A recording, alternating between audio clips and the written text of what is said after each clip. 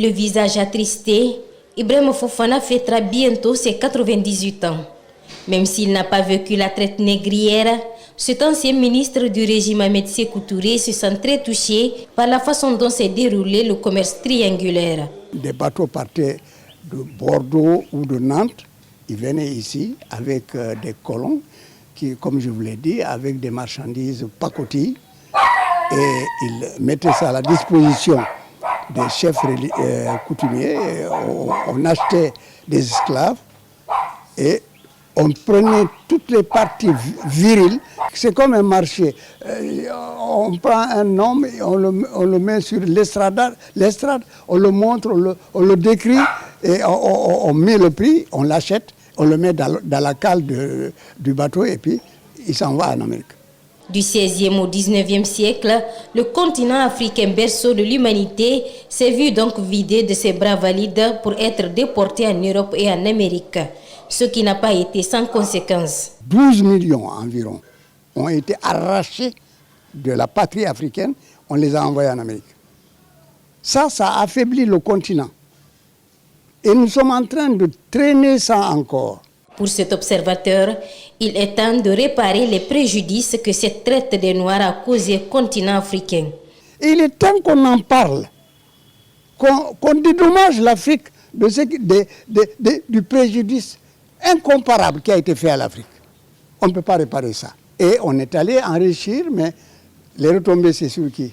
C'est pas sur les Noirs d'Amérique. Bien qu'aboli, il existe de nos jours plusieurs formes de traite d'êtres humains. La traite des enfants, les travaux forcés, la traite à des fins d'activités criminelles et sexuelles, le trafic de migrants en sont quelques illustrations. La forêt d'Anta, un espace vert protégé qui représente comme le nid des bandits au dire des habitants. L'une des victimes explique. Je suis sorti maintenant pour travailler, d'avoir ma scolarité et payer les frais de scolarité à l'école.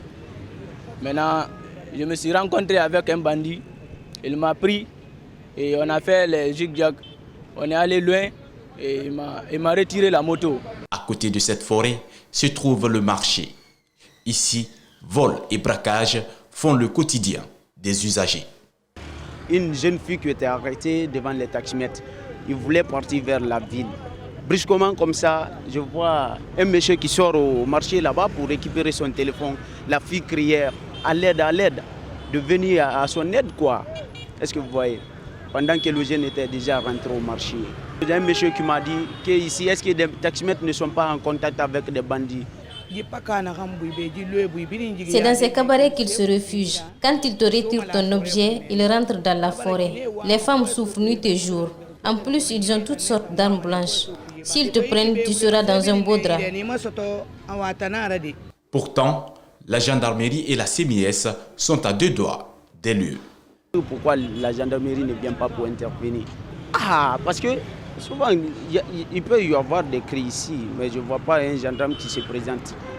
Un jour même, les taximètres se sont regroupés pour venir ici, soi-disant pour se plaindre à cause des bandits d'ici. Accusés, les responsables de la gendarmerie d'Anta n'ont pas voulu se prêter à nos questions.